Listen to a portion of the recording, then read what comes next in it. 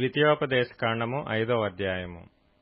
మోషే ఇశ్రాయేలీయులందరినీ పిలిపించి ఇట్లనెను, ఇశ్రాయేలీయులారా, నేను మీ వినికిడిలో నేడు చెప్పుచున్న కట్టడలను విధులను విని వాటిని నేర్చుకొని వాటిననుసరించి నడువుడి. మన దేవుడైన యెహోవా హోరేబులో మనతో నిబంధన చేసెను. యెహోవా మన పితరులతో కాదు, నేడు ఇక్కడ సజీవులమైయున్న మనతోనే ఈ నిబంధన చేసెను. యెహోవా ఆ కొండ మీద అగ్ని మధ్య నుండి ముఖాముఖిగా మీతో మాట్లాడగా మీరు ఆ అగ్నికి భయపడి ఆ కొండ ఎక్కలేదు. గనుక యెహోవా మాట మీకు తెలియజేయుటకు నేను యెహోవాకును మీకును మధ్యను నిలిచియుండగా యెహోవా ఈలాగున సెలవిచ్చెను. దాసుల గృహమైన ఐగుప్తు దేశములో నుండి నిన్ను రప్పించిన నీ దేవుడనైన యెహోవాను నేనే. నేను తప్ప వేరొక దేవుడు నీకుండకూడదు. పైనున్న ఆకాశమందే గాని, క్రిందనున్న భూమి యందే గాని, భూమి క్రిందనున్న నీళ్లయందే గాని ఇండు దేని పోలికనైనను విగ్రహమును చేసికొనకూడదు. వాటికి నమస్కరింపకూడదు, వాటిని పూజింపకూడదు. నీ దేవుడనైన యెహోవాయగు నేను రోషము గల దేవుడను. నన్ను ద్వేషించు వారి విషయములో 3-4 తరముల వరకు తండ్రుల దోషమును కుమారుల మీదికి రప్పించుచు, నన్ను ప్రేమించి నా ఆజ్ఞలను గైకొను వారి విషయములో 1000 తరముల వరకు కరుణించువాడనై ఉన్నాను. నీ దేవుడైన యెహోవా నామమును వ్యర్థముగా ఉచ్చరింపకూడదు.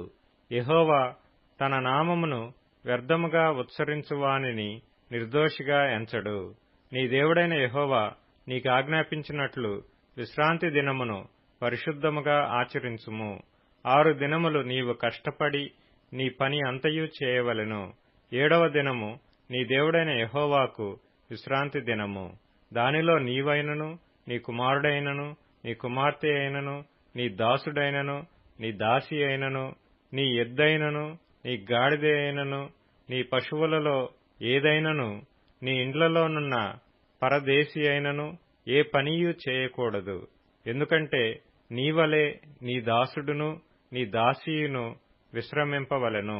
నీవు ఐగుప్తు దేశమందు దాసుడివై ఉన్నప్పుడు నీ దేవుడైన యెహోవా బాహుబలము చేతను చాచిన చేతి చేతను నిన్ను అక్కడ నుండి రప్పించినని జ్ఞాపకము చేసుకొనుము.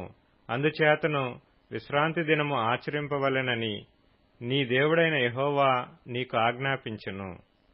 నీ దేవుడైన యెహోవా నీకనుగ్రహించు దేశములో నీవు దీర్ఘాయుష్మంతుడవై నీకు క్షేమము కలుగునట్లు నీ దేవుడైన యెహోవా నీకాజ్ఞాపించినలాగున నీ తండ్రిని నీ తల్లిని సన్మానింపుము.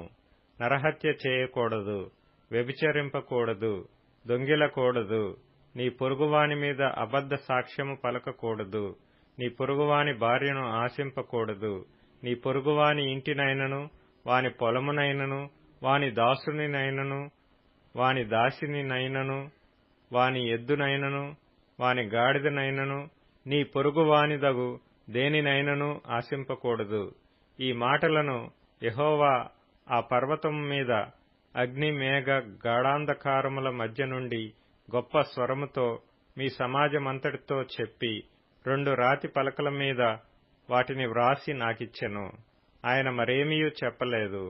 మరియు ఆ పర్వతము అగ్ని వలన మండుచున్నప్పుడు ఆ చీకటి మధ్య నుండి ఆ స్వరమును విని మీరు అనగా మీ గోత్రముల ప్రధానులను మీ పెద్దలను నా యొద్దకు వచ్చి, మన దేవుడైన యెహోవా తన ఘనతను మహాత్మ్యమును మాకు చూపించెను.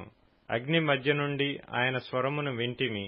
దేవుడు నరులతో మాట్లాడినను వారు బ్రతుకుదురని నేడు తెలుసుకొంటిమి. కాబట్టి మేము చావనేలా? ఈ గొప్ప అగ్ని మమ్మను దహించును. మేము మన దేవుడైన యెహోవా స్వరము ఇక వినిన ఎడల చనిపోదుము.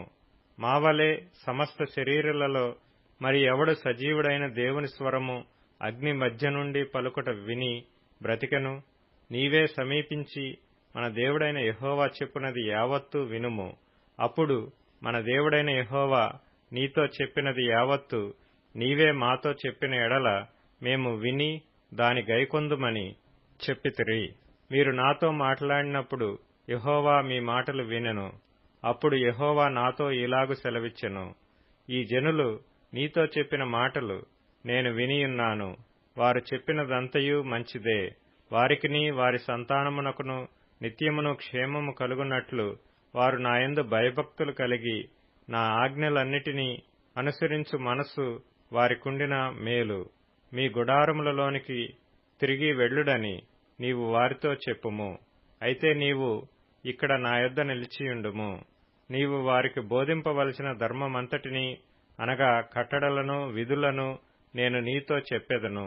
వారు స్వాధీనపరచుకొనున్నట్లు నేను వారికిచ్చుచున్న దేశమందు వారు అలాగు ప్రవర్తింపవలెను. కాబట్టి మీరు కుడికే గాని ఎడమకే గాని తిరుగక మీ దేవుడైన యెహోవా ఆజ్ఞాపించినట్లు చేయుటకు జాగ్రత్త పడవలెను. మీరు స్వాధీనపరచుకొనబోవు దేశములో మీరు జీవించుచు మేలు కలిగి దీర్ఘాయుష్మంతులగునట్లు మీ దేవుడైన యెహోవా మీకు ఆజ్ఞాపించిన మార్గములన్నిటిలో నడుచుకొనవలెను.